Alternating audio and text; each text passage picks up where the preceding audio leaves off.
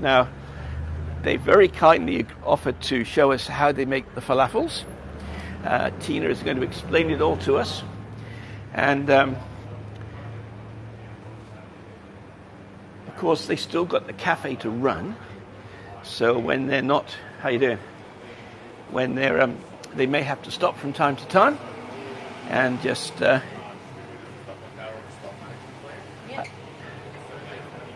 All right, if you like. Now let me introduce you to Tina. Going through my glasses here. I put my glasses on. Tina, this is Tina. Say hello to everybody, Hi, Tina. everybody. Please, everybody say hello to Tina. They can all see. There are lots of people there all over the USA. Yep. I'll hold that there. Yep. They're all saying hello to you. This is Tina. David Kay is saying in California saying hello. And Tina is the falafel expert. Now, Tina, can you just try the mic? I'll probably hold it for you. That's Yep. going to be good enough. Yep. Can you hear me? Everybody hear Tina all right? Just give me a thumbs up if you can hear Tina. Hello from Tennessee.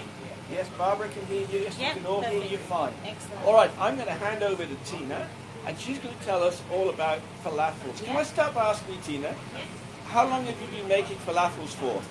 Well, this actual recipe it's not even mine. It's my great-grandfather's. So you can only imagine how long it's been in the family for. I'd say at least over 100 years, but we'll stick to 100 just to be safe. They're all hearing you beautifully. Oh, Thank you. perfect. Let's put my glasses on so I can read to you. If you have any questions you want to ask Tina, any questions, anything you want to mention, please just put it in and I'll pass it on to her. Yeah. Hi, Ronnie Lynn. Thank you so much for your kind thoughts about my health. Ronnie, that was sweet of you, your message. We are in a very special place, Penelope, somebody just said. All right, so where you go, Tina? Okay, so basically what falafel is, and I have to say that there's, throughout the whole Middle East, there's so many different ways that they make it. Some people make it with just chickpeas as their base. Some people make it with chickpeas and fava beans as their base, and some people make it with just fava beans. Just depends on which country in the Middle East. I think what's happened is most Middle Eastern countries try to put their own twist on it to claim it as this is our version of falafel. So, but originally, look, there's a lot of different versions of where it originated from. Some people say Egypt, some people say Palestine. I don't know. As long as I know how to make it and everyone loves it, we're good to go. No issues. Okay, so our version is a chickpea and fava bean base, which we soak ourselves. We put through, we soak it overnight, and then we put through a mincer, like a mincemeat mincer, for it all to come out. And then we have our own special spices that we add in, and of course leek, onion, garlic, parsley, coriander, cilantro, I think they call it in America. By the way, Tina, can I stop you for a second? Sure. Folks, what I'm going to do, I'm going to get the recipe from Tina. Yep. She's prepared to share it with us, even though it's a secret family recipe. Yep. I'm going to get the recipe from her after this, and I'll be posting it on Pittwater Playground and in here as well, to make sure that you can all use the recipe. So I'll have that recipe for you later. I don't have it now, but I will give it to you. So don't worry about taking notes. Yep. Tina and David will help you find Pittwater Playground. All right? Yeah. Just reading something somebody said. Oddly, the first time I had a falafel was in Haiti. I was shopping for material. The shop is run by a Lebanese family, and they invited me to dinner. My mother eventually gave me the recipe. All right. Thank you. That's a lovely comment. That's so incredibly gracious of you, and we very appreciate it. Yes. Okay, so, falafels are great because all-rounder. Whether you like meat, don't like meat, eat meat, don't eat meat, it's perfect. Vegan, so anybody can have it, anyone can eat it. The most important thing as well with falafel is just before you fry it, you add a bit of bicarb, mix it in. What bicarb does is it makes it crispy on the outside, nice and fluffy on the inside. So that's what we're going to do now.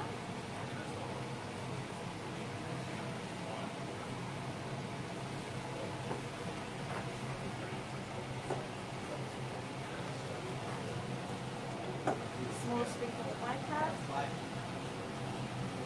Hi, Karina. Hi, Jackie.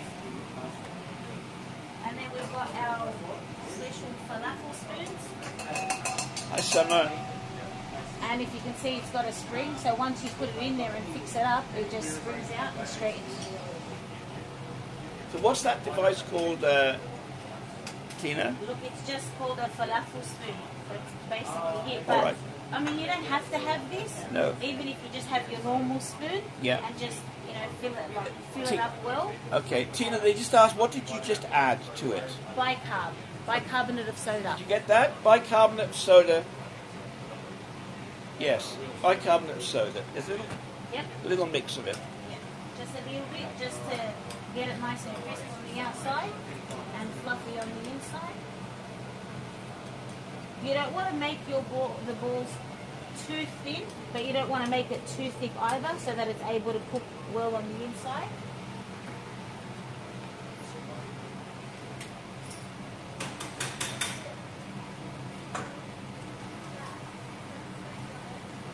Is that the same thing as baking soda they've asked in Canada?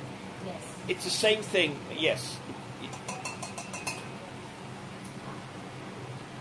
They asked, can you pan fry or bake it if you don't have a deep fryer? You can, but you just have to make them into thin patties.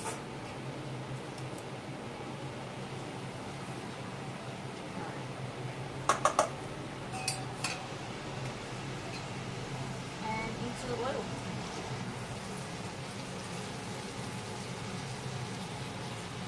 Generally what they're served with is, of course, your tahini sauce, which is a sesame seed paste mixed with some just lemon, water and salt, mixed all together to make like a sauce, dipped in, eaten as they are, or you can make them into a wrap with that same tahini sauce and a bit of pickles, tomato,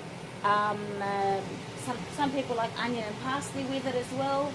It just depends on your preference of salad that you'd like in the wrap, but traditionally it's made with the tahini sauce on Lebanese bread with pickles, tomato, lettuce, onion if you like, and then wrapped up and eaten. It's a very popular street food. Look, back in our countries, I mean, you got your carts and they have their big fryers and they in their carts and take it out and wrap it and go. As you can see, they're changing colour. Okay, let's just have a look at them. Yeah, I'll just lift it up gently for you just so you can see. Just have about a minute to go and then they're good to go.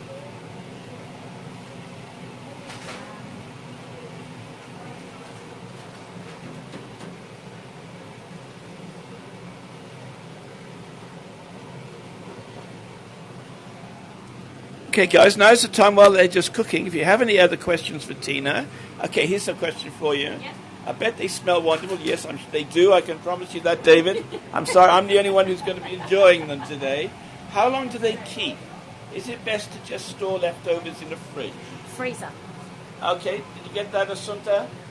If you have leftovers, they're fine in the fridge for a couple of days, but do not add bicarb to anything that you're not going to use. Only add the bicarbonate of soda to the amount that you're actually going to use on the day. Remaining any leftovers that you have in the fridge for a couple of days is fine. In the freezer, 6 months, no issue. Okay? Okay, we said thank you for that. You're welcome. And look There at you go. those, looking rather good. I'll just get Adam to plate up a plate for us and we're good to go. All right. Adam? Now, Adam over there, who's working at the moment, Adam is actually the owner of the cafe, and he's going to come and say hello in a minute. And Adam is Tina's son, so Tina is Adam's mum. How about that? Tina comes and usually helps out 2 or 3 days a week here. It's a bit of family business. They've got other cafes in other parts of Sydney, but Adam is going to plate that up for us.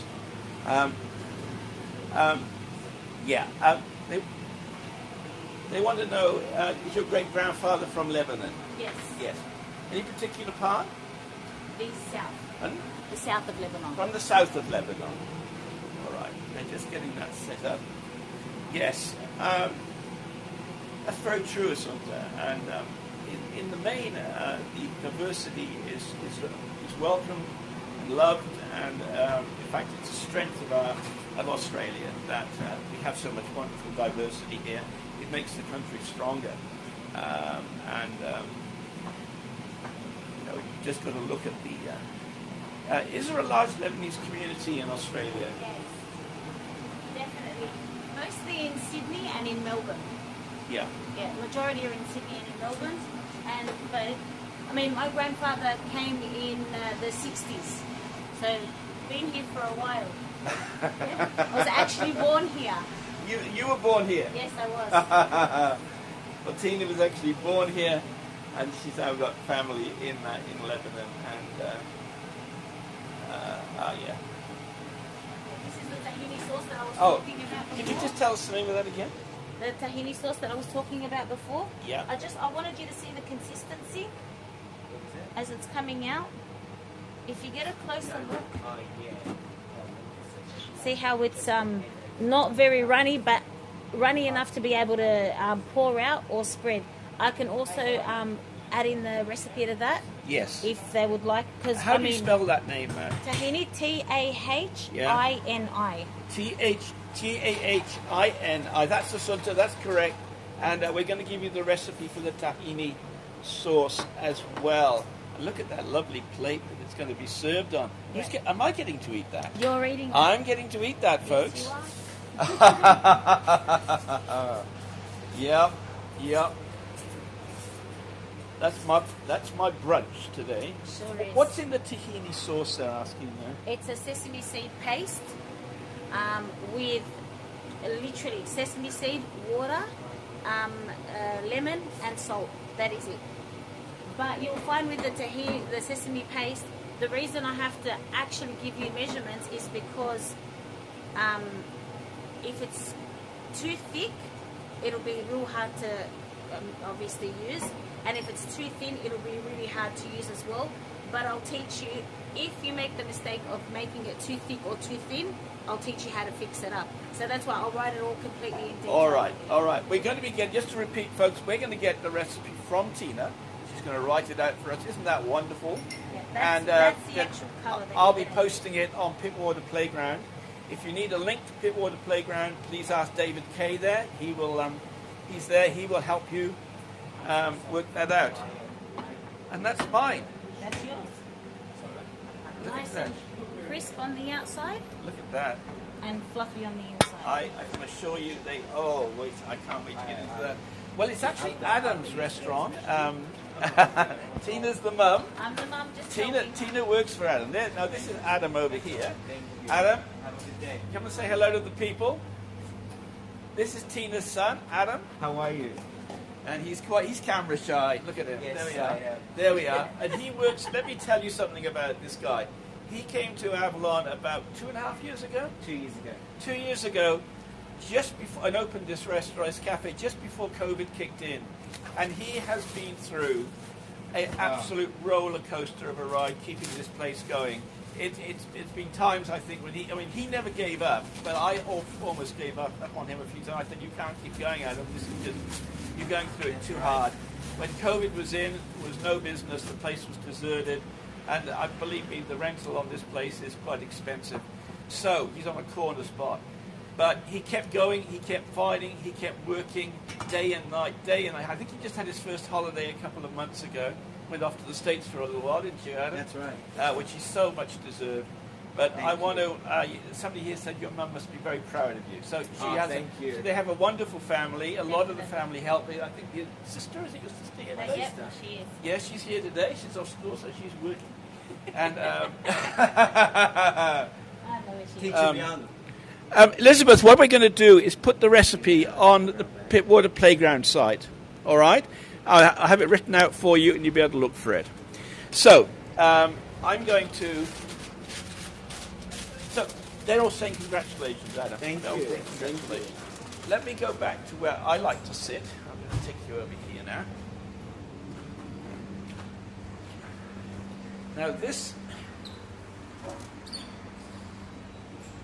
turn the camera around. So I hope you all got all that. Did you have any more questions? Just try it with them. The name of the cafe is the North Beam Cafe. I'll take you outside and show it to you again. Now, have a seat just there. I'm just going to show you the cafe from the front. Well, I think it's right on the corner here. There it is, North Beam Cafe. If ever you come to Avalon, come in and ask for Adam or Tina, and they will welcome you with open arms. It's a lovely spot right on the corner. It's my favorite spot. It looks out, that's what it looks out onto. So you can watch the whole world going by while you're having one of Adam's wonderful coffees. That's the center of Avalon. Right in the center of the shopping center here at Avalon. Right, I'm going to go and try one of these now. And then I'm going to take you for a walk. It's a quiet period. They had a busy time here the morning. But yes, I'm going to do that right now. It's a close-up of the plate. See if I can get a good shot of that for you. And then I'm going to show you me eating it. Avalon is the town of Sunta. It's really a village that's growing. It gets bigger and busier in the summer when a lot of people come here for the holidays. And you want to see inside it? Well, there we are. I'm going to set the camera up. Now then. Let's see what we can do here.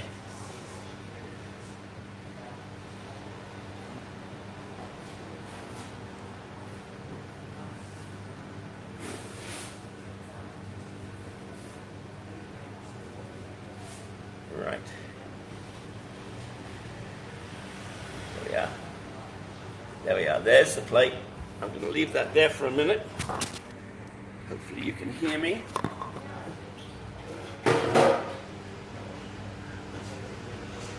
Right. Can you see that all right? I'm going to take a cut. There it is. Want to see the inside of it? That's how it looks. And I'm just going to have a dip.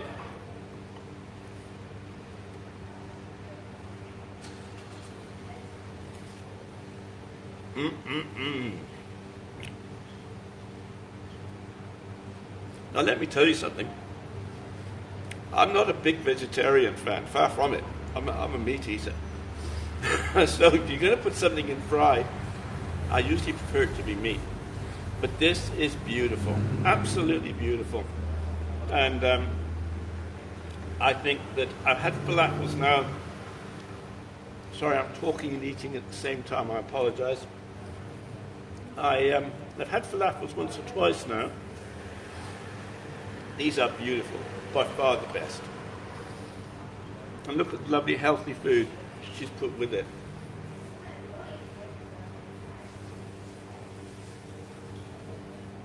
Let me spin it round again.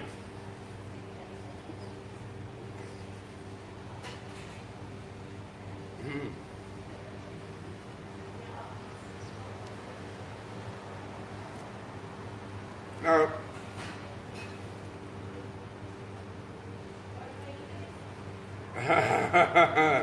Tina, do you deliver?